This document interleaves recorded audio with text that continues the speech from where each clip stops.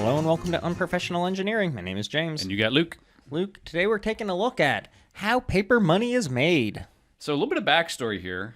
James calls me Tuesday and says, hey, let's do something on coins. And then I said, well, let's just do like all currency. And then you texted me or called me the next day. He's like, can we just do paper because there's too much for if we do both of these together? It's true. So maybe we'll do coins some other time. I think so, because coins were, I think, pretty interesting. I believe you. Just high level thinking about it. But paper ended up being way more interesting than I thought. I feel like you really ruined my intro. Because I was going to say, we're talking about how paper money is made, and then I was going to say something witty like, and we're not talking like with our podcast, because we make so much that's still witty. Was that still good? It's very witty. All right, let's hear a little bit about the history, Luke. Okay, so a couple things. The history of paper money goes way back. So That's paper really money, far back. Yeah, way back. So it goes back to the Tang Dynasty, to right around the AD 1618 to 1907, give or take a couple hundred years. And they started carrying folding money during the Tang Dynasty, and they used this as ways to, rather than carrying their goods. So previously, before there was obviously paper money, you would have to either barter goods. So I'll give you a cow and you give me a chicken, or vice versa. So it was always a barter system. Then precious metals kind of were, discovered, and then it was gold and silver and those sorts of things.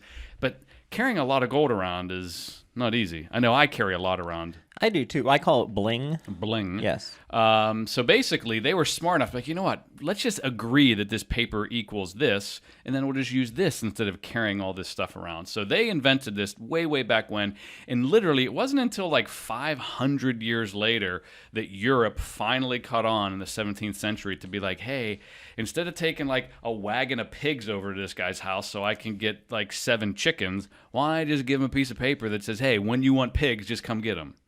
It was like a promissory note is initially what paper currency was. How much do you think 7 pigs costs? I mean, fully grown, ready to eat pigs. Not butchered. As opposed to not ready to eat? Like babies that you'd have to raise on your own. I would say I'm betting a pig is $1,500 a pop. So 7 pigs is over $10K. I would bet. Wow. Okay. I think that's a good guess. Yeah. All right. So moving on with moving on to a little bit of the history too, and I'm basing this all on like U.S. currency. So, as we all know, the U.S. is the center of everything. It is. So this is all that really matters. So yeah. I approve of this. So interesting. So I remember hearing this in the past, something called the gold standard. The gold standard. And I think you've heard it's this. Kind of like our podcast. Is the gold standard. We are the gold standard, yes. James. So the gold standard basically meant that there was a certain amount of physical gold or silver, potentially, could be paid out in silver, but gold or silver that was equal to the amount of paper money in the world. And where the problem kind of happened was the governments, and this isn't just the U.S., but governments all over the world, they could only make as much paper money as there was available gold. So literally, you could potentially run out of money, paper money, because you could only have so much paper money based off of the gold that you had in the bank. So the gold standard, back on June 5th, 1933, so again, up until 1933, every dollar in the United States had a gold equivalent sitting in a bank somewhere. Up until 1933, then that changed. They went off the gold standard, and what happened was they couldn't give gold to anybody. There were the United States has been on a gold standard all the way since like 1879, and then all the way back in 1971, so up until 1971, gold was $35 per ounce, and President Richard Nixon announced that the United States would no longer convert dollar bills to gold as a fixed value, thus completely abandoning the gold standard. And then in 1974, President Gerald Ford signed legislation that permitted Americans to again own gold bullion. So at one point, you had to turn all of your gold in. Like, you had to give it back to the banks, and they would give you the cash cash equivalent. They were basically stinks. getting the gold off the market. And then just back in 74, you could actually buy gold. So here's the crazy thing about the gold We standard. couldn't buy gold until 1974. Until 1974, Wow. you couldn't buy gold. Very interesting. So interesting. Let's say you were one of those people that didn't turn your gold back in. So it was $35 an ounce in 1971. Let's say your great-great-grandmother was like, you know what, I'm going to hold on to this because I think it's going to have some value. $35 an ounce. Today, it's $1,304.25 per ounce. Thanks a lot, Grandma. It is ridiculous what has happened with gold. And that's down, isn't it? It Wasn't is higher? down. It has been higher. So then this bears the question, right, James? And I've Bears the question. I've been wanting to use that term for ages. Is the question Bears the question. So what is our currency based on? Bitcoin? No, thank goodness. That was such a fad. Have you even heard anything about Bitcoin recently? But we do have an episode on We it. Go do. check it we out. do. So basically, our currency is based on a currency called fiat money currency. Like the car. Like the car, you pronounce it the same way. And fiat money is regulated by the government through a Federal Reserve. For us, it is the Federal Reserve. And fiat money has nothing backing it except for debt. That's why the United States and all these different countries have like a ridiculous amount of debt. Like there's no physical commodity that actually backs the dollars in any country for the most part. There may be a few, they said, that still do it. And the only reason this works, and this is why the U.S. dollar is so strong, this only works in countries that have super stable governments and they have economies that have intelligent management systems and a centralized bank. A perfect example of this going wrong, and sorry for talking so much, but there's a lot of I history love here. it. Perfect example of this going wrong. So this just happened recently. So the United States, our money's super stable. So to deal with hyperinflation of 231 million %, in Zimbabwe, Oh, poor a Zimbabwe. loaf of bread cost 300 billion Zimbabwe dollars. That's B with a billion. And Is it like that brown bread from Outback? Because that stuff's really good. I could see that. Oh my goodness. So the problem is they're super unstable, and because there's no physical commodity like gold or silver to back it, it's whatever the government says it's worth. That's crazy. And this happens all over in these, third world countries. Their dollars are worth nothing. So they actually had to invent a note that was worth $100 trillion. A single piece of paper that was worth $100 trillion, and you get 6 loaves of bread for it. Wow. That is a 1 with 14 zeros, and it is, fun fact, it is the highest denomination in the world. Wow. That is a fun fact. Bananas. Way to go, Zimbabwe. So this is why, you want to make sure that, live in the United States or other countries that have stable financial systems so that your dollars don't tank. That's really impressive. Yeah. I did want to let you know that the Bitcoin is worth $5,200 at the time of recording. Just shy of its $20,000 peak. Wah, wah. All right. Well, thanks for all that, sorry, Luke. That was sorry. amazing. Gosh, I just want some bread right now. I know. I do want some brown bread. And I'm off the carbs right now, too, so it's even worse. Oh, sorry about that. Okay, so how about how paper money is made? Back on topic, huh? So the Bureau of Engraving and Printing is kind of who does all this stuff. Did you see that? I did. And so they have facilities in D.C. and Fort Worth, Texas. They do? Everything's bigger in Texas, so I assume that facility is much larger. They'd make more than 50%. Oh, well, there we go. I think it's like 55%. Easy. They create around 35 million bills per day. Individual, you don't mean dollar value, you mean individual bills. Okay. The value being around 635 million. That's a lot of smackers. How much did you say? In one day? 635 million. This is the problem with not having money backed by like a commodity like gold or silver. You can just print more money and then have more money. Yeah, but that's not necessarily what's happening here because a lot of money needs replaced over Exactly, time. So that's kind of helpful. So the process that they're using is a little different than what it was back in 1862 when it started, or when we started making paper money. And that was basically people separating notes by hand and cranking a hand machine in the basement of the Treasury building. And putting a couple in our pocket. Well, I assume that's you what was imagine? happening, right? They were probably the richest people in town. Oh, my goodness. Okay, So first off, what is paper money made out of? I know this, but I'm going to let you tell me. It's not paper. It's not at all. That's a sneaky It's a trick. fallacy. 75% cotton, 25% linen. But Are isn't those the linen numbers you cotton? have? I don't know what linen is. Let's do an episode on that. Whenever I read it, I was like, aren't linen and cotton the same thing? I know. So fun fact for you, starting in 1990, the paper for $10 bills and higher was created out of 2 plies with a polymer security thread laminated between them. I remember when that happened. Yeah, I do too. It was a long time ago. Old. In 93, the $5 bill also got that added. And apparently a $1 bill is so worthless that they're like, it's probably more expensive to do it than just bother. But now they can't be duplicated by photocopiers and printers, or at least not as easily. So that's nice. And I have a whole bunch of security stuff at the end of this. The security stuff was one of the most surprising things to me. A lot of cool stuff going on with that. All right, but each bill in the U.S. has green ink on its back, the greenbacks. Right? And the faces are black ink. They also have a mix of color shifting ink in the lower right corner of the $10s and $100 bills. And they have a metallic ink that's used on the, quote, freedom icons on the $10, $20, and $50 bills. And then in the inkwell icon in the $100 bill, it also uses the color shifting stuff. So if you're like wiggling the money around, there's a hologram on the $100 bill too. There's holograms on there as well. So I don't actually have any cash money because I'm Poe, but if I wasn't, I'd be able to verify these things. The internet told me, though.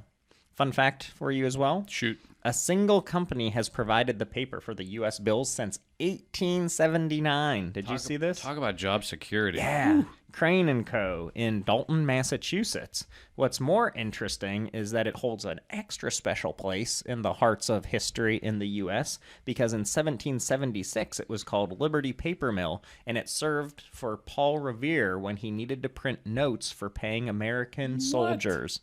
Yeah. That's bananas. I feel like that made this episode all worth it.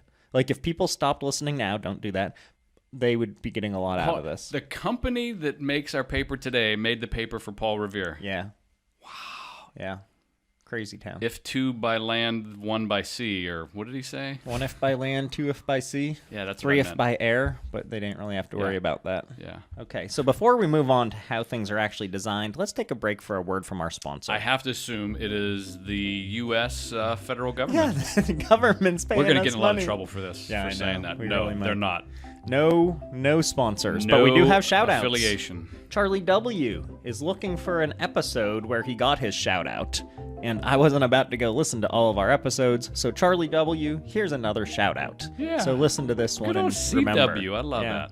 Our friend JP just got a new job. I saw So that. shout out to JP. Yeah, He's been in the same place for like 900 years, I think. Congratulations. Yeah. Chris H. from Toronto, an ME working as a data analyst, which sounds just really exciting, suggests we do an episode on fake engineers, which I like, meaning like train engineers, audio engineers. People like have sound engineer in the name technicians that aren't engineers. Yeah.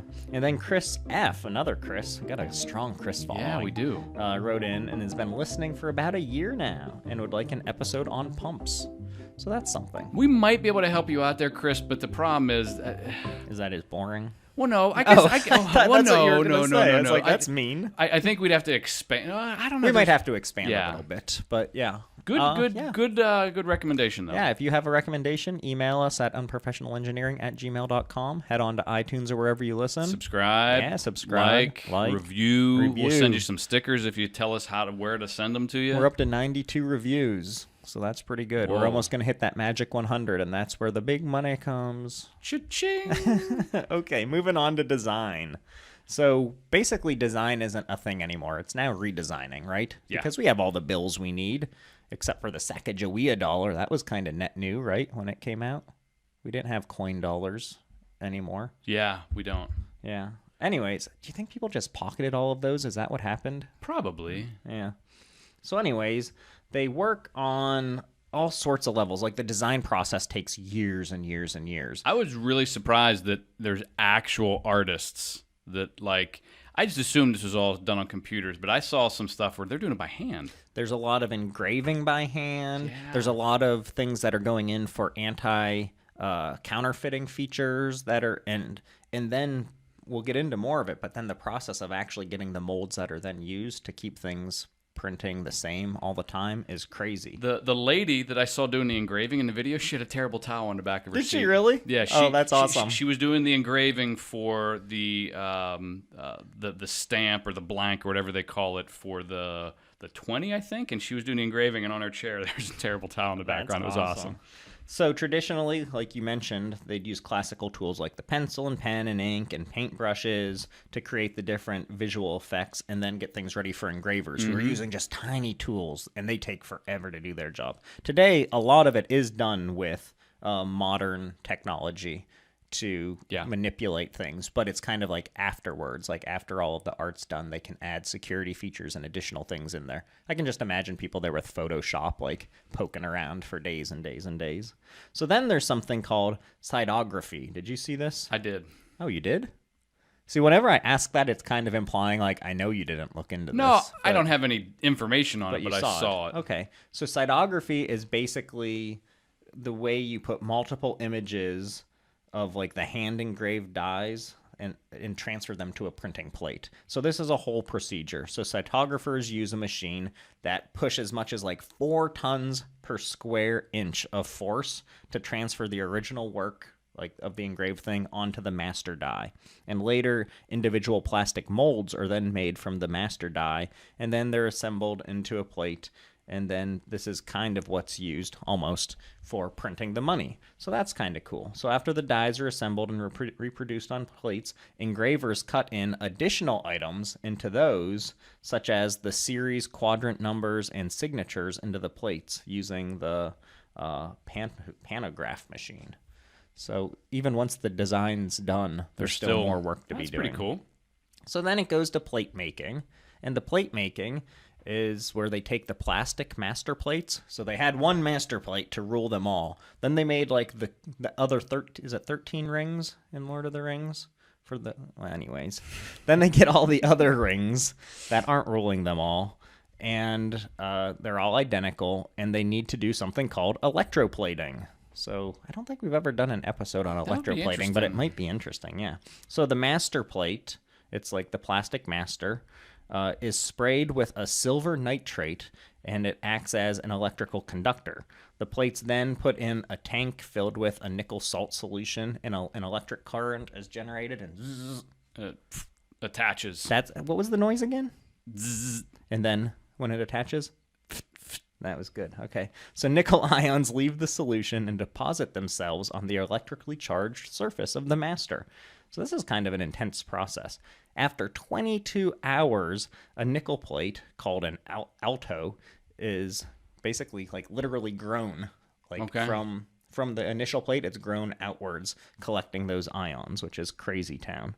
And so the alto is separated from the plastic master, trimmed, inspected to make sure it's quality, and then the intricate details are then extracted exactly the same for everything. So you can do this a whole bunch of times then. So, but they do this like once.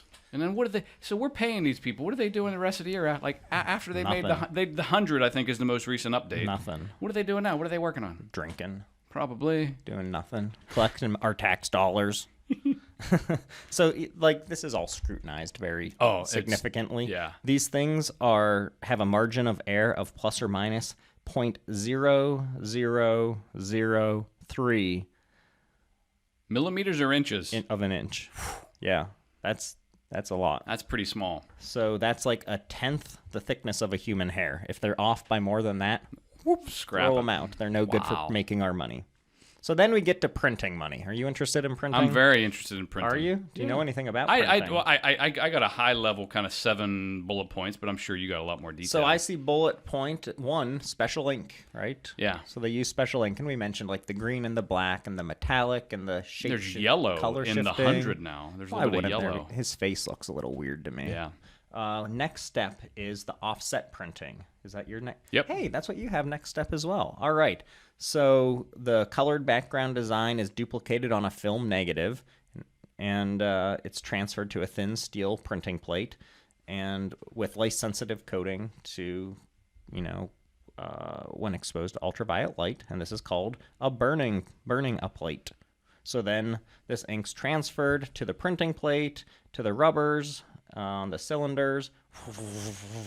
That's exactly what they sounded like when I watched the video. Was it? Yeah, This is exactly. pretty close. Printing sheets take 72 hours to dry, and then we continue on our way on to, well, I guess there's still more printing.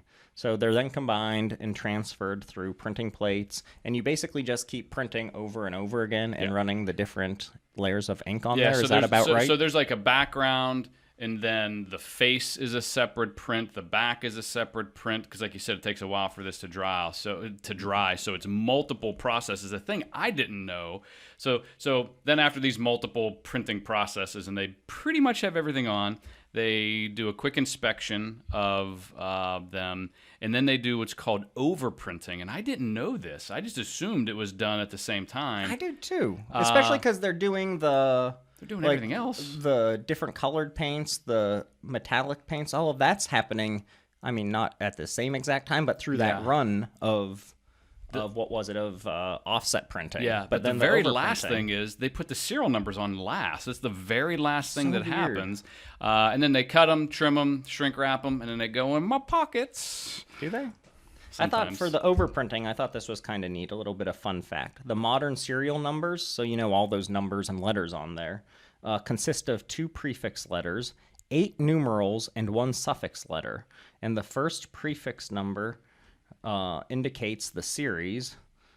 The second prefix letter indicates the Federal Reserve Bank to which the note is issued.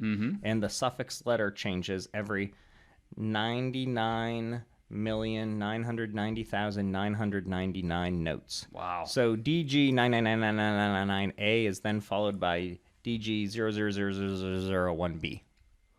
And then it keeps changing. Yeah. That's a lot of money. A lot of money. Cash money. Well, they're making so many bills a day, I bet they pound through those things. I'm sure they do. Yeah.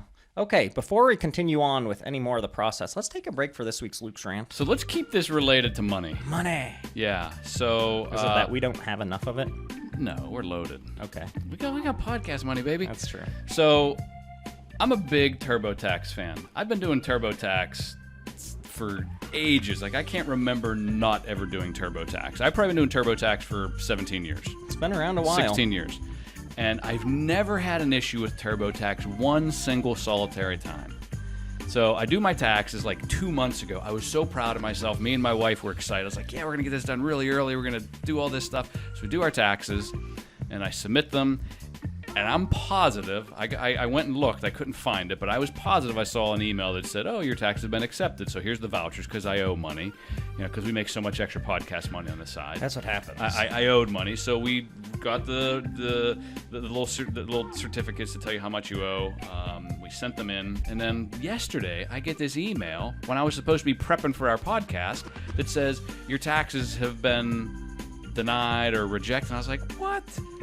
So I go into TurboTax. I thought it was a scheme or scam at first, like, oh, someone's phishing me. And then it turned out to be real. I launched TurboTax. Here, there was an update in the background that had some check boxes that the original one when I filed it. So I hit update, it fixed it, I submitted it, and they're accepted and done. But that's just crazy that it was accepted and done, and then somehow it got rejected. So TurboTax, you have lost. Well, you haven't, but no, because they fixed the problem super quickly. And so your rant is that you had to go back into TurboTax, yeah, but I don't know. It's who's now not going to sponsor us anymore. no, I think so. Maybe it's a compliment, James, instead of a rant. I very rarely TurboTax. Good on you for making sure my taxes are filed properly and doing an update and making sure that it all works. So I think this went from a rant to like a good on you. Well, good on you, TurboTax. Yeah. All right, let's move back to money. Yes. Yes? Okay. So we talked about how we do the offset printing. I see you have the note of intaglio. Is that right? Intaglio? I think that's how you say it. Intaglio printing. So that's used for the portraits, the vignettes, the scroll work, the numerals, the letters, a lot of like the detail-y stuff. Mm-hmm. Fun fact for you, intaglio comes from the Italian word meaning to cut or engrave, referring to the design being skillfully carved into steel dies with sharp tools and acids. So that's kind of interesting. Okay, and then they have to like That's the noise of chopping. Yep. So you chop up the bills. And before you wrap them all up in some sweet plastic and send them on their way, you have to have the upgraded offline currency inspection system, the UOCIS, Really? to make sure that everything's, good, right? Okay. So this is what they're using. They're using integrated computers and cameras and sophisticated software to analyze the untrimmed sheets first to make sure that there's the proper color and the ink density is right. And it does this all super fast, like 0.3 of a second. It determines if the sheets are any good. That's pretty fast. Then they do that and chop it all up. Okay. And then they make sure the chopping was okay. Yeah. And that's when they then, they slap it on a pallet, wrap it up, and send it on its way? Send it like right that. to my front door. Right to Luke's door. And then he actually determines who gets the money from there. So then what happens, Luke? What happens when the money's no good anymore? I have a couple notes on that. Oh, let's hear about what happens when the money's I have no this good. more as like a fun fact. So, Okay. So a $1 bill only lasts about 21 months. I saw 18, so my $1 bills must get used more harshly than Yeah. yours. So and what it is, because it's by far the most widely used bill out there. Every time you're counting change, it's always ones and fives and stuff like that. So ones last about 2 years. We'll say we'll kind of go.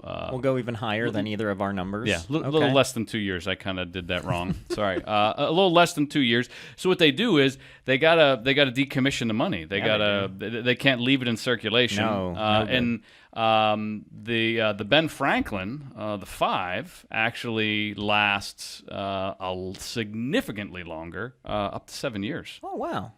Yeah, Shows how much we use those, huh? that's what I have. That's what you have. Did you say the Ben Franklin $5 bill? Yeah, whatever Ben Franklin is on. What's Ben Franklin on? I just paused completely. The 100. The 100. I'm sorry. Jeez, Yeah, I Ben figured with Franklin. all your big money, you'd know this. The 100 lasts 7 years. I'm glad I caught that one. I figured someone would have yelled at us for that. Yeah, so they basically take these used up bills that either are torn or defaced or worn down that they're no longer usable, and they chop them up and they shred them and they're recycled. And a lot of them are used for roofing shingles or for insulation. Interesting. So your roof might be worth a lot of money. Well, I mean, costs it a lot is, of money. but yeah.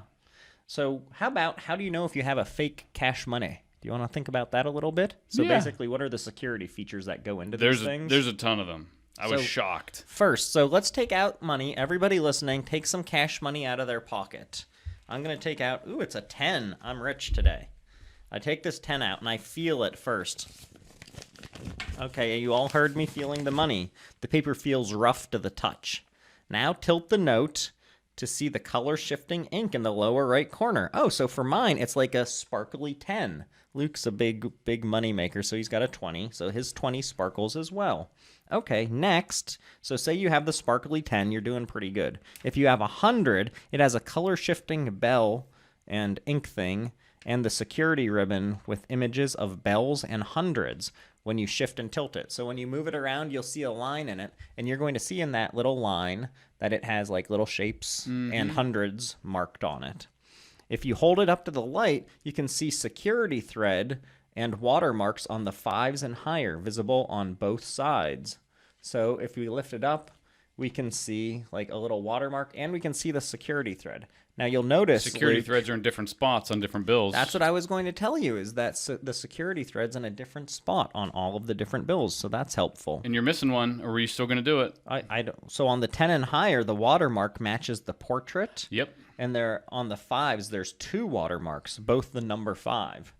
So where's the watermark on this? Oh, there it is. Look it in the corner. And you It can see it from both matches. sides. Can you? Woo, there you go. That's impressive. Okay.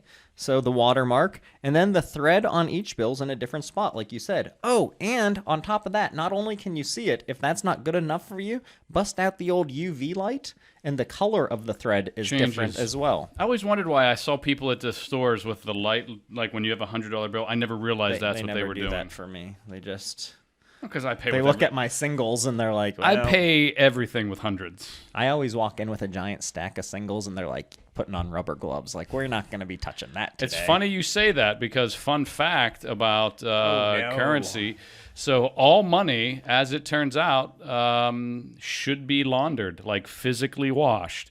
I think it's illegal to do that. I don't to mean, launder. I mean like actually put your money like in, put it in the bathtub. I mean clean it. I don't mean like when you not think of money clean it. laundering. Okay. A study has showed that upwards of 80% of all U.S. currency is contaminated with cocaine.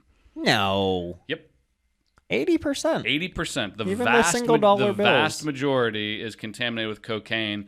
I saw another study that said something like 20% is contaminated with fecal matter in some way. See, I would have thought those numbers would be swamped. No. And the reason why the cocaine, and it's not just everybody thinks, oh, people are rolling up money to sniff it, but actually That's only most of it. The drug cartels, whenever they package the money with the cocaine, a lot of times they're just in close proximity. So, like if you would swap, that's all. They would say if you swabbed an ATM, you would find fecal matter and cocaine inside of an ATM. Been there before. All right, fun fact for you. It takes Shoot. about 4,000 double folds before a bill will tear. That's a lot of folds. But if you think about it, in my wallet all the time. Want another fun fact? Yeah, I do. Measuring roughly the size of a legal size sheet of paper, the world's largest single banknote is a 100,000 peso note that was created by the government. Like size-wise? Physical size is a peso note worth $100,000 in the Philippines, and it was in 1998. It was a Commemorative? It was a commemorative bill. It wasn't general circulation, but it actually had real value. You could buy stuff with it. Another interesting fact, I just totally lost my train of thought, James. So if you have another fun fact, I have you can go one with really yours. good fun fact that I think we should end on. Oh, shoot. For 300 billion Zimbabwean dollars, you can buy a brown loaf of Outback bread. Nice. Fact. That's science. All right. Anything? I do have one more. Oh, okay. I thought you forgot. No, I remembered it. Do you know the United States is one of the few countries that all bills are the exact same size? I did not know Which that. is a significant problem. Do you know why? No. People who are visually impaired, when they're in other countries, all the bills are different sizes, so you that can helps. easily tell. In the United States, there We're is ignorant. no way for someone who's visually impaired to know if someone's giving them change as fives, tens, hundreds, 50s, ones. They have no clue. They have to trust that person. Oh, that's interesting. That's why other countries use different size bills. Very interesting fact. I also saw that we use a different process for making money because their money's too easy to replicate. It is very easy to replicate, Yeah. but our money's worth the most, so ours is counterfeited way more than other countries. Wow, that's interesting about the seeing. I never knew impaired that either. thing. Yeah. Okay. Well, I've learned a lot today. I have too. Paul Revere, different size notes, bread from Outback. It's all been very good. Hopefully, you've all learned something as well. Until next time. See ya.